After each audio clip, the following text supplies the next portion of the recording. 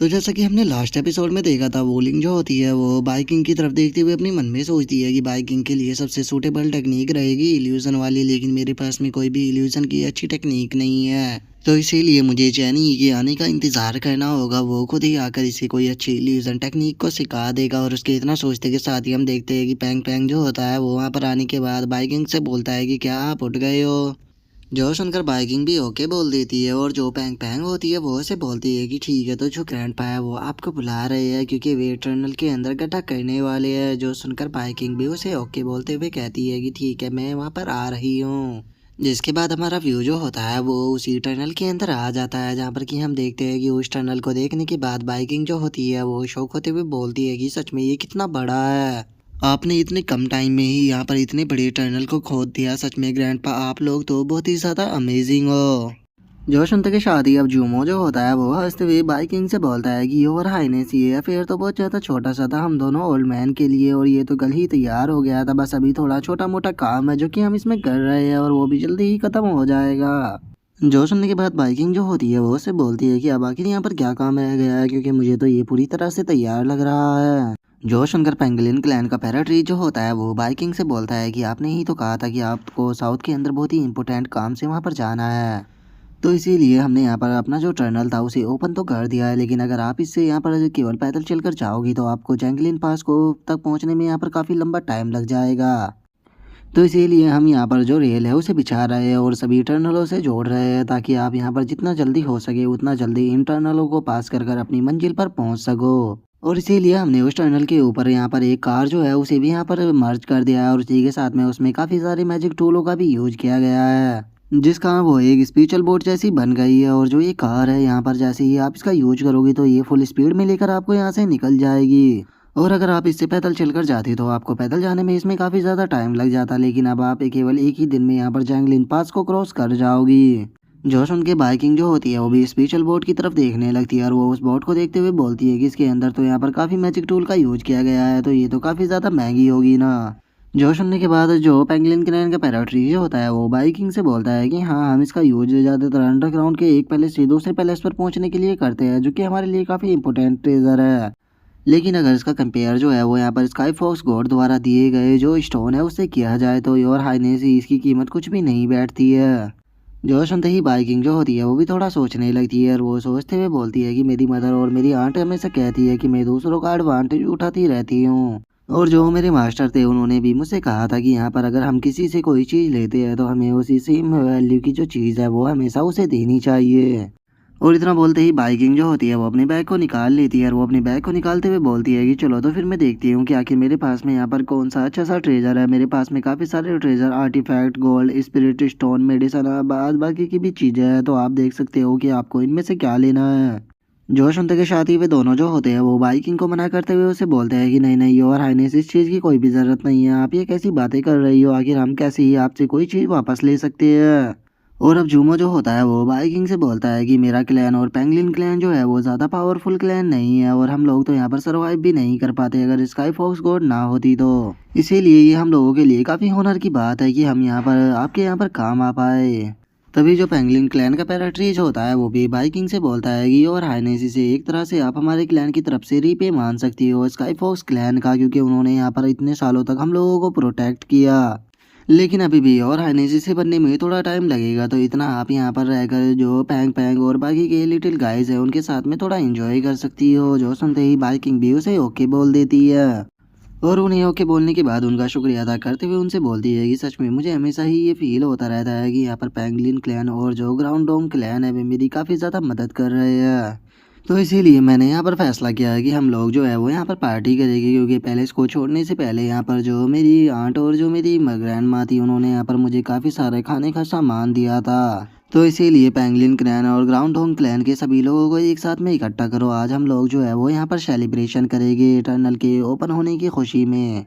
और उसके इतना बोलते कि शादी एकदम से वोलिंग जो होती है वो पीछे से आकर उस बड़ी ही खतरनाक तरह से उसकी तरफ देखते हुए बोलती है कि एक मिनट रुको। जो देखते के साथ ही अब जो बाइकिंग होती है वो भी काफ़ी घबरा जाती है, और वोलिंग जो होती है वो बाइकिंग से बोलती है कि तुम्हारी स्पिरिचुअल पावर जो है वो तुम्हारी लिमिट पर पहुंच चुकी है, तो इसीलिए टाइम आ चुका है कि तुम यहाँ पर ही रुककर अपनी इनर एल्केमी को कंडेंस करो। जो सुनकर बाइकिंग बोलती है कि क्या ये अभी ही करना होगा। और इतना बोलते ही हम देखते हैं कि वे लोग जो होते हैं वो स्काई फॉक्स के हाथ में जो स्टोन होता है उसी पर आकर बैठ जाते हैं। और जो वोलिंग होती है वो बाइकिंग से बोलती है कि क्या तुम्हें याद तो है ना जो मैंने तुम्हें कल बताया था।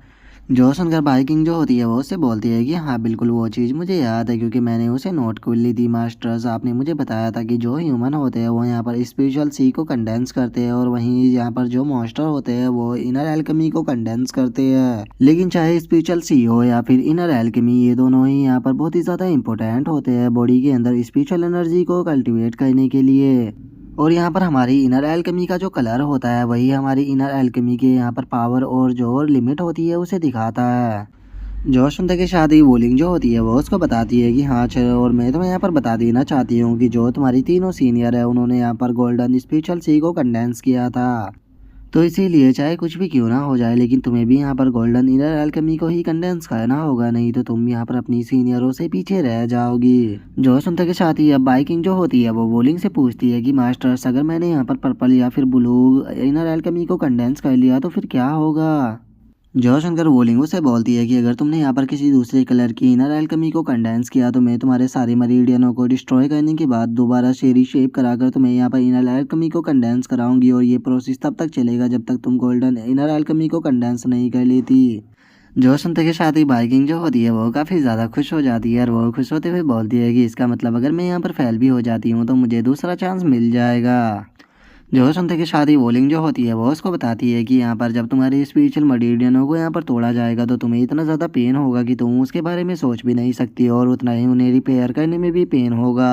तो अगर तुम यहाँ पर तड़पना नहीं चाहती हो तो तुम्हारे लिए सही रहेगा कि एक बार में ही यहाँ पर गोल्डन इनर एल्केमी को कंडेंस कर लेना। क्योंकि जो तुम्हारी इनर एल्केमी है ये यहाँ पर तुम्हारे फ्यूचर के ऊपर डिपेंड होने वाली है क्योंकि अगर तुम यहाँ पर सही इनर एल्केमी को कंडेंस नहीं कर पाओगी तो तुम फ्यूचर में यहाँ पर ज़्यादा आगे नहीं बढ़ पाओगी। तुम्हें नहीं भूलना चाहिए फ्यूचर में तुम्हें यहाँ पर एम्प्रेस बनने के बाद पूरे यहाँ पर माउंटेन एंड सी वर्ल्ड को प्रोटेक्ट करना है। और मत भूलो कि तुम यहाँ पर अपने हाउस को छोड़कर क्यों आई हो क्योंकि तुम यहाँ पर पावरफुल बनना चाहती हो। और लास्ट इंसिडेंट को मत भूलना तुमने यहाँ पर जब वेयरवुल्फ के साथ में फाइट की थी तो उस टाइम पर तुम्हारे पास में आर्टिफैक्ट थे इसीलिए तुम वहाँ पर बच गई। लेकिन क्या सच में तुम्हें ऐसा लगता है कि फ्यूचर में जब तुम्हारे सामने और भी प्रॉब्लम आएगी तो तुम इसी तरह से उनसे बच जाओगी। तुम्हें हमेशा दूसरों के ऊपर नहीं रहना है, तुम्हें खुद को पावरफुल बनाना होगा ताकि तुम खुद खतरे का सामना कर सको। और वैसे भी अब तुम्हारी फिजिकल प्रॉब्लम जो है वो यहाँ पर सही हो चुकी है तो फिर आखिर मुझे समझ में नहीं आता कि तुम इतनी ज़्यादा लेजी क्यों बनती हो। अब तुम्हें यहाँ पर खुद को दिखाना चाहिए कि तुम भी एक टैलेंटेड पर्सन हो। याद रखना तुम्हारी जो फाउंडेशन है वो जितनी ज़्यादा स्ट्रांग होगी तुम्हारा फ्यूचर भी उतना ही ज़्यादा ब्राइट होने वाला है।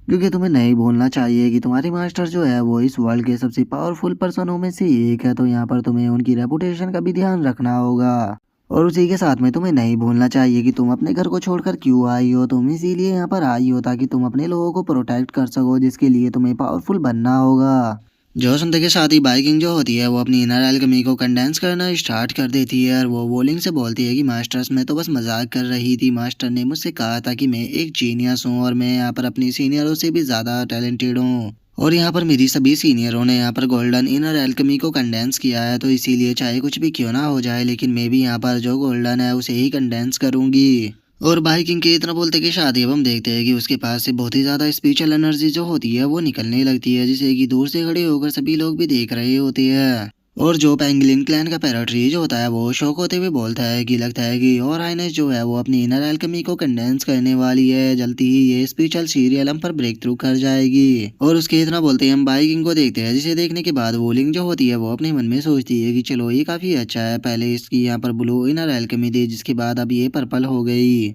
और उसी के साथ में अब जो इसकी स्पिरिचुअल शी है उसने यहाँ पर गोल्डन रूप को लेना स्टार्ट कर दिया है। सच में ये लड़की जो है वो काफ़ी ज़्यादा टैलेंटेड है। अगर ये लेजी ना होती तो अभी तक ये मुझे लगता है कि कब की स्पिरिचुअल शी को कंडेंस कर चुकी होती। और इतना बोलते कि शादी वोलिंग जो होती है वो एकदम से शौक हो जाती है और वो शौक होते हुए बोलती है कि इसकी स्पिरिचुअल सी तो दोबारा से चेंज होने लगी। ये तो यहाँ पर वाइट म्यूटेड स्पिरिचुअल सी है। ओ अब मुझे समझ में आया, यहाँ पर दो फोर्स जो है वो एक साथ में मर्ज हो गई है जिस कारण यहाँ पर जो कलर है वो बदल चुका है।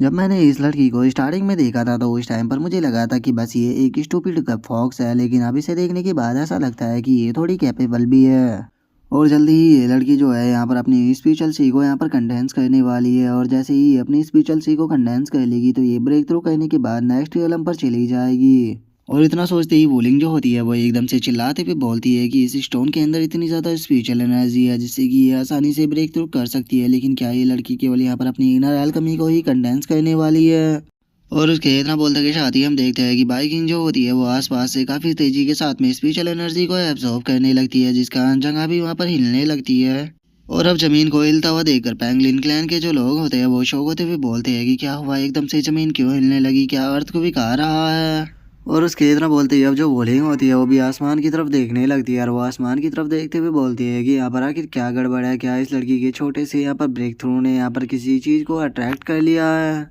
और इतना बोलकर अब वोलिंग जो होती है वो वहाँ से बाहर जाने लगती है, यार वो बाहर जाते हुए बोलती है कि इसका ब्रेक थ्रू जो है वो यहाँ पर डिस्टर्ब नहीं होना चाहिए, तो चलो मैं चेक कर कर आती हूँ कि आखिर बाहर क्या हो रहा है। और इतना बोलते के साथ ही बाइकिंग जो होती है वो बाहर आ जाती है, और वो बाहर आने के बाद सामने की तरफ देखते हुए बोलती है कि ओ मैंने नहीं सोचा था कि यहाँ पर एक लिटिल फॉक्स का यहाँ पर जो ब्रेक थ्रू है वो यहाँ पर एक हेवनली डाव को भी अट्रैक्ट कर लेगा। और बोलेंगे इतना बोलते के साथ ही हम एक स्पिरिचुअल बीस्ट को देखते हैं जो कि काफी ज्यादा बड़ा होता है, और वो वहां पर आ चुका होता है जहाँ पर की वोलिंग उसके सामने खड़ी होती है। और अब जो वो हेमनली डाओ होता है वो वोलिंग की तरफ देखते हुए बोलता है कि यहाँ पर ये जो व्हाइट बर्ड है मैं इसकी कल्टीवेशन को नहीं देख पा रहा, नहीं तुम इस माउंटेन सी वर्ल्ड से नहीं हो, आखिर तुम हो कौन। जो सुनकर बोलिंग जो होती है वो उसे बोलती है कि इस चीज़ से कोई भी फर्क नहीं पड़ता कि यहाँ पर मैं कौन हूँ, लेकिन मैंने अपनी लाइफ के अंदर काउंटलेस हेवनली डाव को देखा है, लेकिन सच बताओ तो तुम उन सभी हेवनली डाव में सबसे ज़्यादा कमज़ोर हो। और इतना बोलते ही बोलिंग जो होती है वो वहाँ से जाने लगती है, और वो वहाँ से जाते हुए बोलती है कि छोड़ो, मुझे यहाँ पर तुम्हारे साथ में बात करने में कोई इंटरेस्ट नहीं है, तुम यहाँ पर जो कुछ भी करने के लिए आए हो तुम कर सकते हो, मैं यहाँ पर बस उस लिटिल फॉक्स को यहाँ पर प्रोटेक्ट कर रही हूँ, और मुझे तुम्हारे मैटर के अंदर इन्वॉल्व होने के अंदर कोई भी इंटरेस्ट नहीं है, तो इसीलिए मैं यहाँ से जा रही हूँ। और उसके इतना बोलते के साथ ही हेवनली डाओ जो होता है वो वोलिंग से बोलता है कि मैं यहाँ पर आपके लिए नहीं आया, बल्कि मैं उस लिटिल फॉक्स के लिए आया हूँ जो कि स्काई फॉक्स क्लैन की डिसेंडेंट है।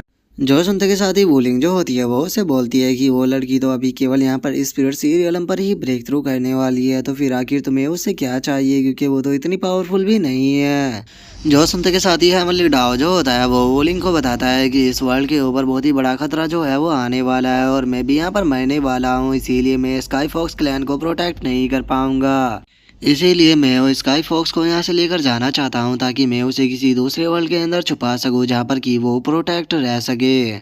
जो सुनते के साथ ही वोलिंग जो होती है वो उससे बोलती है कि तुम्हें यहाँ पर उसकी प्रोटेक्शन की चिंता करने की कोई ज़रूरत नहीं है, क्योंकि वो यहाँ पर मेरी प्रोटेक्शन में है। लेकिन एक चीज़ है, जब मैं इस वर्ल्ड के अंदर आई थी तो मैंने यहाँ पर नोटिस किया था यहाँ की कल्टीवेशन की जो लिमिट है वो 3 होली रियलम है, लेकिन यहाँ पर डायरेक्टली जो रियलम है वो है ओनली डाव है, और उससे अलग 3 मिडल लेवल जो है वो यहाँ पर मिसिंग है। तो क्या यहाँ पर इन 3 लेवलों को तुमने ही यहाँ पर हटाया है लॉ ऑफ हेवन का यूज कर कर। जो सुनते के साथ ही हेवनली डाव जो होता है वो वोलिंग को मना करते हुए बोलता है कि नहीं, ये चीज़ मैंने नहीं की, लेकिन मेरे पास में अभी इतना टाइम नहीं है कि मैं यहाँ पर आपको सारी बातें बता सकूँ। मेरे पास में कुछ है जो कि मुझे स्काई फॉक्स पाई हुई ने यहाँ पर दिया था, इसके अंदर जो पहले स्काई फॉक्स थे उन सभी की यहाँ पर मेमोरी है। तो इसीलिए जब वो लिटिल फॉक्स जो है वो यूनिवर्स रियलम पर चली जाएगी और वो यहाँ पर खुद को प्रोटेक्ट करने के लायक बन जाएगी, तो उसे ये दे देना। और इतना बोलते के साथ ही वो एक आर्टिफैक्ट जो होता है वो वोलिंग की तरफ छोड़ देता है, और उसे छोड़ते हुए बोलता है कि प्लीज़ ये उसे दे देना। जो सुनते के साथ ही अब वोलिंग जो होती है वो भी उस आर्टिफैक्ट को ले लेती है, और वो उस आर्टिफैक्ट की तरफ देखते हुए बोलती है कि क्या ये उसे मुझे तब देना है जब वो यहाँ पर यूनिवर्स रियलम पर चली जाए। इसके अंदर तो यहाँ पर 6 मेमोरी के स्टोन है, वो लगता है कि यहाँ पर जो पहले 6 स्काई फॉक्स थे उन सभी ने अपनी जो मेमोरी है वो इसके अंदर छोड़ी है, लेकिन अभी वो काफ़ी स्टूपिड है, तो इसीलिए उसके यूनिवर्स रियलम पर पहुँचने में थोड़ा टाइम लगेगा। लेकिन एक ये मिडल वर्ल्ड है, और अगर यहाँ पर इस हेवनली डाओ की अपीयरेंस को देखा जाए तो मुझे लगता है कि ये हेवनली डाओ जो है वो जल्दी ही मरने वाला है। और इतना बोलते ही वोलिंग जो होती है वो वहाँ से जाने लगती है, और वो वहाँ से जाते हुए बोलती है कि नहीं, ये इतनी जल्दी नहीं मरने वाला, तो चलो पहले मैं उस लिटिल गर्ल की सिचुएशन को देख कर आती हूँ, जिसके बाद मैं हेवनली डाओ को देखने के लिए जाऊँगी। सच में अब तो मुझे भी यहाँ पर काफ़ी ज़्यादा गुस्सा आ रहा है, क्योंकि वो उन वर्ल्ड ईटिंग इंसेक्ट को ख़त्म करने के लिए गया था और यहाँ पर इतनी प्रॉब्लम क्रिएट हो रही है, लेकिन वो अभी तक भी वापस नहीं आया। सच में ये कितना ज़्यादा अनोइंग है। और इतना बोलते ही वोलिंग जो होती है वो बाइकिंग के पास में आ जाती है, जहाँ पर की बाइकिंग जो होती है वो बहुत ही फनी सा फेस बनाकर वोलिंग की तरफ देखने लगती है। और अब बाइकिंग जो होती है वो अपने हाथों को पीछे छुपाते हुए वोलिंग से बोलती है कि मास्टर्स क्या आप वापस आ गई। जो सुनकर वोलिंग उससे पूछती है कि तुमने अपने हाथों में क्या पकड़ा है। जो सुनकर बाइकिंग जो होती है वो हंसते हुए बोलती है कि अरे कुछ भी नहीं। जो सुनकर वोलिंग जो होती है वो बाइकिंग के हाथों को देखने लगती है और वो उसके हाथों को देखते हुए बोलती है कि अच्छा तो फिर तुमने अपने हाथों के पीछे क्या छुपाया है, जल्दी से उसे सामने लाओ। जो सुनकर बाइकिंग जो होती है वो काफ़ी उदास हो जाती है और वो उदास होकर अपनी इनर एल्केमी को दिखाते हुए बोलती है कि मास्टर्स में यहाँ पर गोल्डन इनर एल्केमी को कंडेंस करने में फेल हो गई, देखिए बस वाइट इनर एल्केमी है। और उसी के साथ में मैं सोल रियलम पर भी ब्रेक थ्रू करने में यहाँ पर फेल हो गई, तो इसीलिए मास्टर्स मुझे माफ़ कर दीजिए, मैं पूरी तरह से यूजलेस हूँ। और उसकी अब इस बात को सुनकर जो वोलिंग होती है वो उसे बोलती है कि बेवकूफ़ फॉक्स कहीं की, जल्दी से अपने सर को लेकर इधर आओ। जो सुनकर वोलिंग पूछती है कि मास्टर साहब मुझे वहाँ पर क्यों बुला रही हो। जो सुनकर वोलिंग उससे बोलती है कि मेरे विंग्स जो है वो काफ़ी छोटे हैं और वे वहाँ तक नहीं पहुँच पाएंगे। जो सुनते ही अब बाइकिंग जो होती है वो भी वोलिंग के पास में आ जाती है और जो वोलिंग होती है वो आराम से उसके सर के ऊपर हाथ फेरते हुए उससे बोलती है, बाइकिंग मैंने यहाँ पर तुम्हारी इनर एल्केमी कंडेंस करने की पूरे प्रोसेस को देखा था और तुमने यहाँ पर गोल्डन इनर एल्केमी को ही कंडेंस किया था, लेकिन यहाँ पर तुम्हारी सोल एनर्जी जैसे ही इसके साथ में मर्ज हुई तो इसका कलर जो है वो चेंज हो गया है, जिस कारण तुम्हारी इनर एल्केमी जो है वो यहाँ पर म्यूटेट हो गई है। और यहाँ इससे तुम्हें एक बेनिफिट भी हुआ है क्योंकि म्यूटेट होने के कारण ये नॉर्मल इनर एल्केमी से ज़्यादा यहाँ पर एनर्जी को एब्जॉर्ब कर सकती है। तो ये कहना गलत नहीं होगा कि तुम यहाँ पर नॉर्मली गोल्डन इनर एल्केमी वाले बंदे से ज़्यादा पावरफुल हो, तो इसीलिए तुम इस बार यहाँ पर शाबाशी को डिजर्व करती हो। जो सुनते के साथ ही बाइकिंग जो होती है वो वोलिंग से बोलती है कि मास्टर्स क्या आप कहना चाहती हो कि यहाँ पर मैंने गोल्डन इनर एल्केमी से भी पावरफुल एल्केमी को इस बार यहाँ पर कंडेंस किया है। जो सुनते के साथ ही वोलिंग जो होती है वो बहुत ही खतरनाक तरह से बाइकिंग की तरफ देखते हुए उससे बोलती है कि लिटिल गर्ल तुम्हें यहाँ पर इतनी जल्दी खुश होने की कोई ज़रूरत नहीं है क्योंकि अभी मैंने अपनी बात जो है उसे ख़त्म नहीं की। और इतना बोलते के साथ ही वोलिंग जो होती है वो बाइकिंग को वहाँ पर मारना शुरू कर देती है और वो उसे मारते हुए बोलती है कि पहले तो मुझे तुम ये बताओ कि आखिर तुमसे किसने कहा था कि स्पिरिट सीरियलम पर ब्रेक थ्रू करने के बाद तुम सीधे सोलियलम पर ही ब्रेक थ्रू करने लग जाना। तुम्हें क्या लगता है कि अगर तुम्हारे पास में यहाँ पर एक हाई टैलेंट है तो तुम जो चाहे वो कर सकती हो।